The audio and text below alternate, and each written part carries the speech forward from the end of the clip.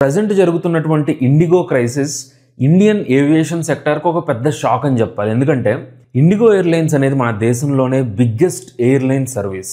Domestic మార్కెట్లో ఇండిగోకి 65% share ఉంది. కానీ ఒక వారం రోజులుగా జరుగుతున్నటువంటి ఫ్లైట్ క్యాన్సిలేషన్స్, డిలేస్ ఇవన్నీ ప్యాసింజర్స్కి ఇండిగో మీద విపరీతమైన కోపం తెప్పించినాయి. వందల కొద్ది ఫ్లైట్స్ క్యాన్సిల్ అయ్యాయి. సిచ్యువేషన్ ఎంత దారుణంగా మారిపోయిందంటే ఇండిగో ఒకే ఒక్క రోజులో 1000కి పైగా ఫ్లైట్స్ని క్యాన్సిల్ చేసింది. వేల కొద్ది ప్యాసింజర్లు ఎయిర్పోర్ట్స్లో ఇరుక్కుపోయారు. ఎయిర్పోర్ట్స్లో ప్యాసింజర్లు ఏం చేయాలో తెలియక అయోమయంలో పడిపోయారు. ఇలాంటి క్రైసిస్ని ఎప్పుడూ ఎక్స్పీరియన్స్ చేయలేదని చెప్పి చాలామంది ఎక్స్పర్ట్లు కూడా అంటున్నారు. అయితే ఇక్కడ మనం గమనించాల్సింది ఏంటంటే ఇది కేవలం ఇండిగో ఇంటర్నల్ ప్రాబ్లం మాత్రమే కాదు. ఈ ఇష్యూ మన ఏవియేషన్ సెక్టార్ యొక్క స్టెబిలిటీని డైరెక్ట్గా ఛాలెంజ్ చేస్తుంది. అసలు ఈ ప్రాబ్లం ఎందుకు వచ్చింది, ఎందుకని దీన్ని ముందే గెస్ చేయలేకపోయారు? ఎప్పుడో లాస్ట్ ఇయర్ DGCA అనౌన్స్ చేసిన రూల్స్ గురించి ఎందుకు ఇప్పుడు మాట్లాడుకుంటున్నారు? అసలు ఎందుకు ఇండిగో ఈ రూల్స్ని ఫాలో చేయలేకపోయింది?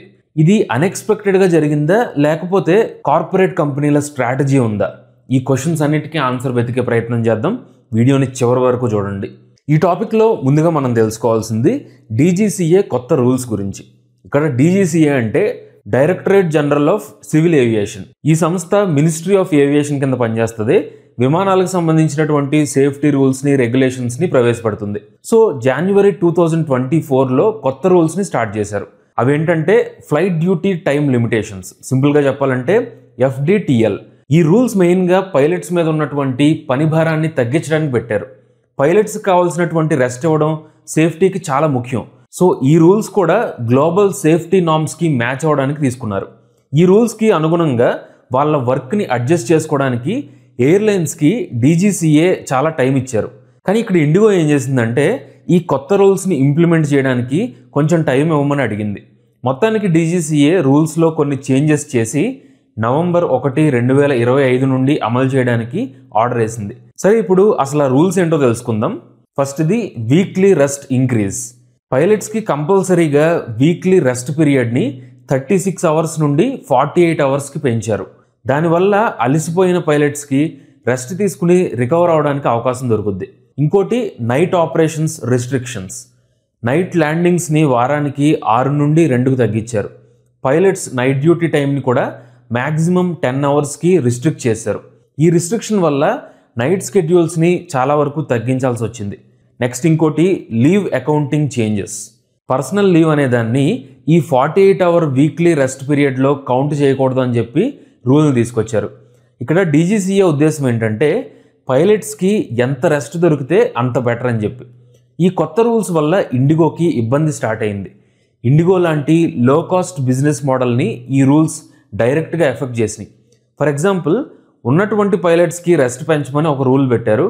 సో ఇండిగో వాళ్ళ కరెంట్ స్కెడ్యూల్ని మెయింటైన్ చేయడానికి కొత్త పైలట్స్ని హైర్ చేసుకోవాల్సిన అవసరం వచ్చింది. సరే, కొత్త వాళ్ళని హైర్ చేసుకోవచ్చు కదా, ఇందులో ప్రాబ్లం ఏంటి అని మీరు అనుకోవచ్చు.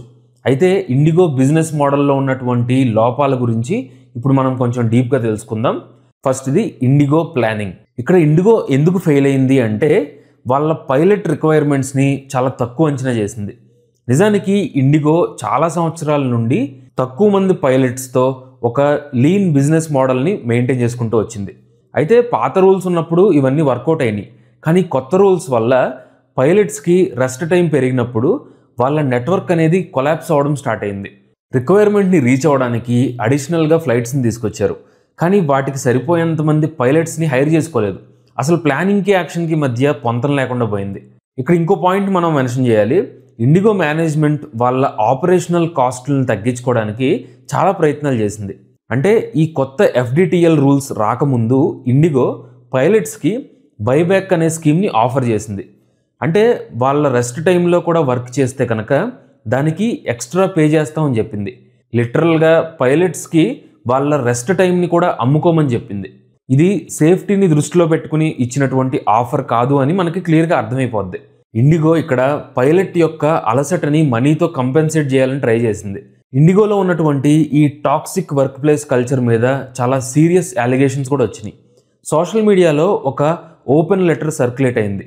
ఈ లెటర్లో సీనియర్ మేనేజ్మెంట్ సేఫ్టీ వార్నింగ్స్ని ఇగ్నోర్ చేసిందని చెప్పి చాలామంది పైలట్స్ ఇచ్చినటువంటి కంప్లైంట్స్ అండ్ అలిగేషన్స్ ఉన్నాయి. సో రూట్ కాజ్ ఏంటో మీకు అర్థమైంది కదా.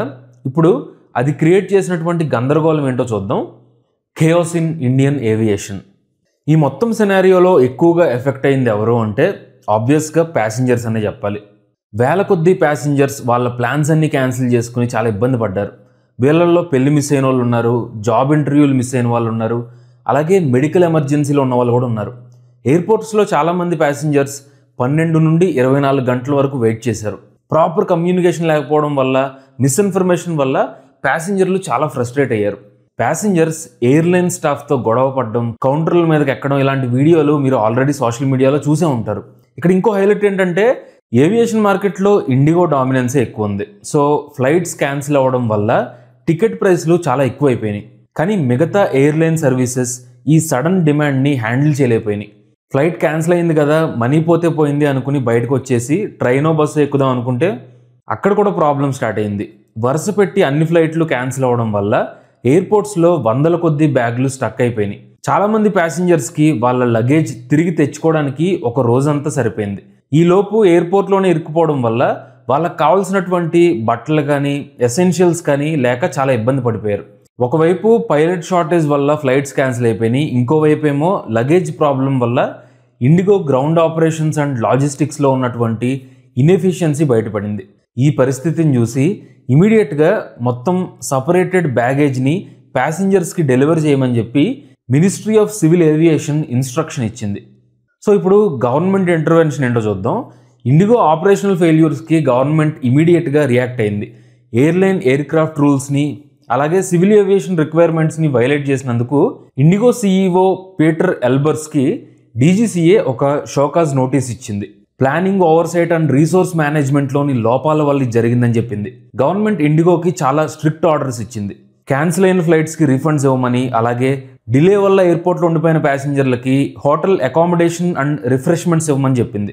అలాగే ఆల్టర్నేట్ ఫ్లైట్స్ మీద కూడా టికెట్ ప్రైస్లు పెంచకూడదని చెప్పి గవర్నమెంట్ డిసైడ్ చేసింది.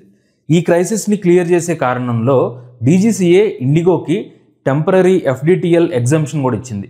అంటే ఆపరేషనల్ స్టెబిలిటీ కోసం డీజీసీఏ పెట్టినటువంటి కొత్త రూల్స్ని ఫిబ్రవరి 10 వరకు మినహాయింపించింది. కానీ ఈ డెసిషన్ మీద చాలామంది పైలట్స్ అలాగే airline pilots association of India చాలా స్ట్రాంగ్గా అపోజ్ చేస్తున్నారు.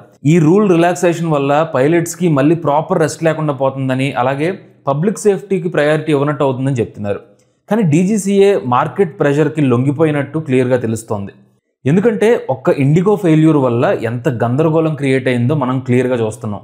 ఏవియేషన్ మార్కెట్ రీస్టోరేషన్ జరగాలి అంటే గవర్నమెంట్ సేఫ్టీకి సెకండ్ ప్రయారిటీ ఇవ్వాల్సిన సిచ్యువేషన్ క్రియేట్ అయిపోయింది.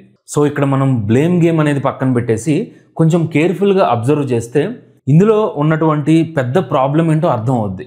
అదే మోనోపలి. అయితే ఇండియన్ ఏవియేషన్ పరంగా ఇక్కడ మోనోపలి అనే కంటే కూడా జియోపలి అనేది కరెక్ట్ వర్డ్ అవుద్ది. ఎందుకంటే ఇండిగో క్రైసిస్ ఒక సింపుల్ ఆపరేషనల్ ప్రాబ్లం కాదు. ఇది ఇండియన్ ఏవియేషన్ మార్కెట్లో ఉన్న జియోపలి రిస్క్ని బయటపెట్టింది.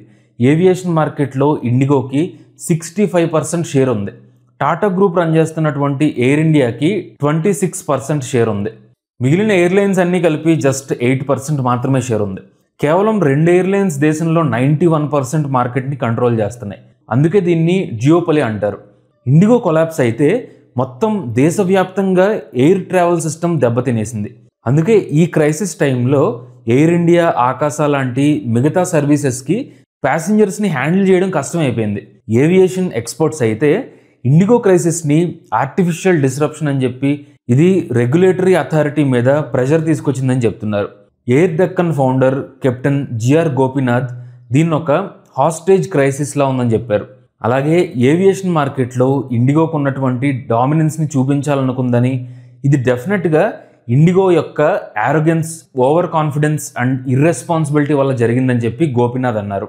సో ఇక్కడ ఇండిగో వాళ్ళ మార్కెట్ డామినెన్స్ని ఒక స్ట్రాటజిక్ అడ్వాంటేజ్గా యూజ్ చేసిందని కొంత అర్థమవుతుంది. ఇక్కడ ఇండిగో ఎఫ్డిటిఏ రూల్స్ని ఫాలో అయ్యి కొత్త పైలట్స్ని రిక్రూట్ చేసుకుని వాళ్ళని ట్రైన్ చేయడానికి సరిపోయేంత టైం ఉన్నా సరే చేయలేదని తెలుస్తోంది. సో దీన్ని బట్టి చూస్తే గవర్నమెంట్కి వాళ్ళు ఇచ్చిన మెసేజ్ ఏంటంటే, మీరు పెట్టిన రూల్స్ని నేను ఫాలో అవ్వలేను, సో మీరే రూల్స్ని మార్చాలని చెప్పి గవర్నమెంట్కి ఒక సిగ్నల్ ఇచ్చినట్టు అయింది. సో ఈ ఇండిగో క్రైసిస్ వల్ల ఒక విషయంలో బాగా క్లారిటీ వచ్చింది. ఏవియేషన్ సెక్టార్లో ఇలాంటి మోనోపలి ఉంటే గనక ఖచ్చితంగా ఫ్యూచర్లో ఇంకా పెద్ద ప్రాబ్లమ్స్ వచ్చే అవకాశం ఉంది. కంపారిజన్ కాదు కానీ ఒక పర్స్పెక్టివ్ కోసం సిమిలర్గా జరిగినటువంటి ఇంటర్నేషనల్ ఇన్సిడెంట్ ఒకటి చెప్తాను. 2022 డిసెంబర్లో యుఎస్లోని సౌత్ వెస్ట్ ఎయిర్లైన్స్ ఒక పెద్ద క్రైసిస్ని ఫేస్ చేసింది. ఇంటర్నల్ ఇష్యూస్ని టైంకి హ్యాండిల్ చేయలేకపోవడం వల్ల దాదాపుగా 17,000 ఫ్లైట్స్ క్యాన్సిల్ చేసింది. టోటల్ 20 లక్షల మంది ప్యాసింజర్స్ ఇబ్బంది పడ్డారు. ఇండిగో లాగే సౌత్ వెస్ట్కి కూడా టెక్నాలజీ అండ్ ప్లానింగ్ ఫెయిల్యూర్ వల్ల ఈ ప్రాబ్లం క్రియేట్ అయింది. దీనికి యుఎస్ గవర్నమెంట్ ఎలా రెస్పాండ్ అయిందంటే ఆ కంపెనీ కన్జ్యూమర్ ప్రొటెక్షన్ లాస్ని వైలేట్ చేసినందుకు మొత్తం సివిల్ పెనాల్టీ $140 మిలియన్ కట్టమని చెప్పింది.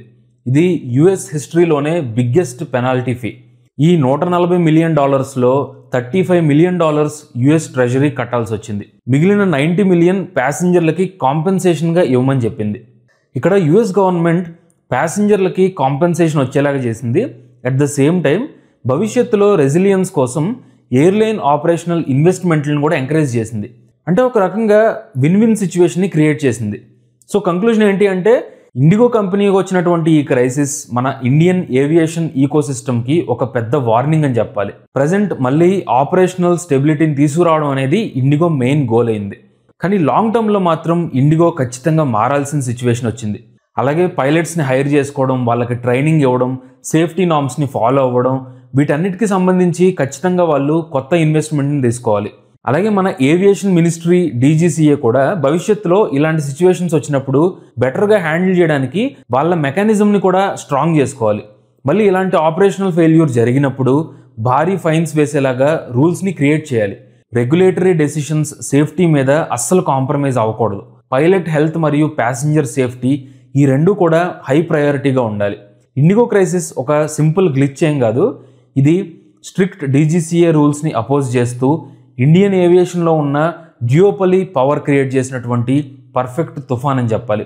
సో ఈ వార్నింగ్ని బట్టి సేఫ్టీని, కాంపిటీషన్ని మరియు మార్కెట్ స్టెబిలిటీని ఎలా బ్యాలెన్స్ చేయాలో ఈ ఇన్సిడెంట్ ఒక పెద్ద గుణపాఠాన్ని నేర్పించింది. ఫ్రెండ్స్, ఇండిగో క్రైసిస్ మీద మీ ఒపీనియన్స్ని కింద కామెంట్ చేయండి. Thank you so much for watching this video. జై హింద్.